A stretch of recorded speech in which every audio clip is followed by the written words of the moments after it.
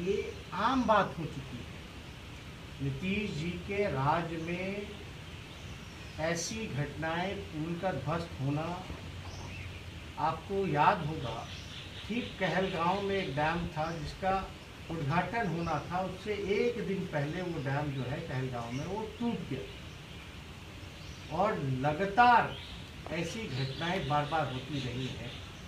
264 करोड़ रुपए का तो चूहा 264 करोड़ रुपए का तो चूहा जो है वो जो है बांध को तोड़ देता है।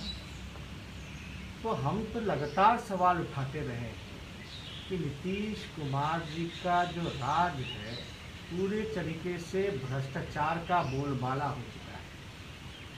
8 साल से ये पुल बन रहा है और मात्र 29 दिनों का ही ये पुल जो है रह जाता है, बाकी टूट जाता है। और इसमें पुल ही नहीं टूटा बल्कि जल संसाधन विभाग का जो बांध है वो भी साथ में जो है ध्वस्त हुआ है। तो इसमें नुकसान जो है बिहार की जनता को हो रहा है।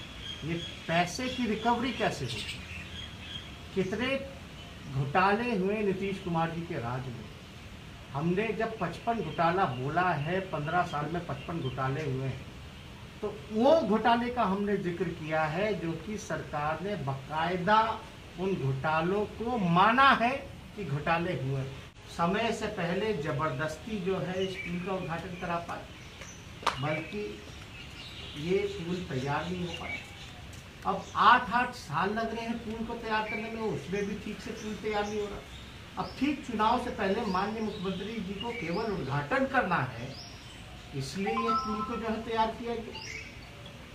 वो तो भगवान का शुक्र है कि इसमें कोई बड़ी घटना नहीं हुई, आवागमन जो है वो चालू हो गई थी क्योंकि पुल का उद्घाटन हो गया। इस हादसे में अगर गाड़ी वगैरह जो है गिर जाती, जान माल का नुकसान होता, तो इसका दोषी कौन? और ये कॉन्ट्रैक्टर को तो सबसे पहले जो वशिष्ठा जो कंपनी है, इसको हम लोग मांग करते हैं कि बिहार सरकार जो है अविलंब तुरंत जो है ब्लैक लिस्ट किया जाए और साथ ही साथ जो 264 करोड़ रुपया जो भ्रष्टाचार में भेंट में चढ़ गया नीतीश जी के नाम पे, उसकी रिकवरी इस कंपनी से की जाए। नेता प्रतिपक्ष तेजस्वी यादव बेहद संवेदनशील मसलों पर भी अफवाहों का इस्तेमाल करने से नहीं चूक रहे हैं। और ताजा जो घटना है जिसे 70 घाट पुल को क्षतिग्रस्त बताए जाने का उन्होंने काम किया है, ये पूर्णतः झूठा और बेबुनियाद है। दरअसल 70 घाट पुल से गोपालगंज की तरफ 2 किलोमीटर के बाद जो एक 18 मीटर का छोटा पुल है, उसका पहुंच पथ अत्यधिक जल दबाव के कारण वहां क्षतिग्रस्त हुआ है। और वहां पूरी व्यवस्था है कि जैसे ही जल का दबाव कम होगा वहां इसकी मरम्मती सुनिश्चित कर दी जाएगी। इसलिए ये बिल्कुल साफ है कि न तो 70 घाट पुल टूटा है, न उसके 2 किलोमीटर के बाद जो छोटा पुल है 18 मीटर का, वह भी नहीं टूटा है। और इस तरह के शरारतपूर्ण बयानों के जरिए राजद के नेता तेजस्वी यादव केवल अपनी भर पिटवा रहे हैं। एक बात ये जानना बेहद महत्वपूर्ण है कि हाल के दिनों में नेपाल के अंदर जिस तरह से बारिश हुई है, उसकी वजह से गंडक की तरफ से 3.49 क्यूसेक पानी छोड़ा गया है।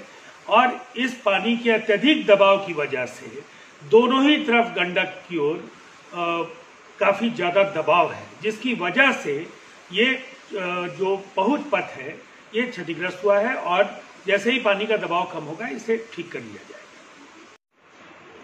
राबड़ी जी को ये नहीं दिखता है कि नीतीश कुमार जी लगातार बिहार में, चाहे वो बाढ़ का सवाल हो, कटाव, बाढ़ निरोधक गतिविधियां, आपदा प्रबंधन, कोरोना के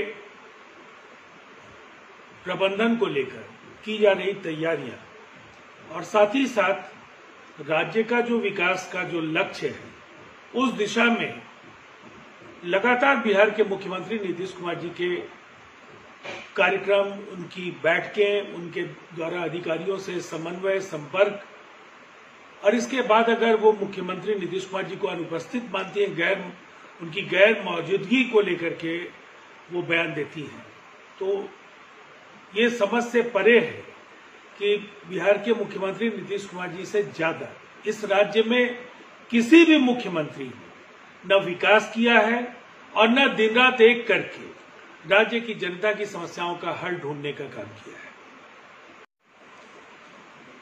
दरअसल चुनाव की तैयारी वर्चुअल प्लेटफॉर्म पर हो या परंपरागत तौर तरीकों से,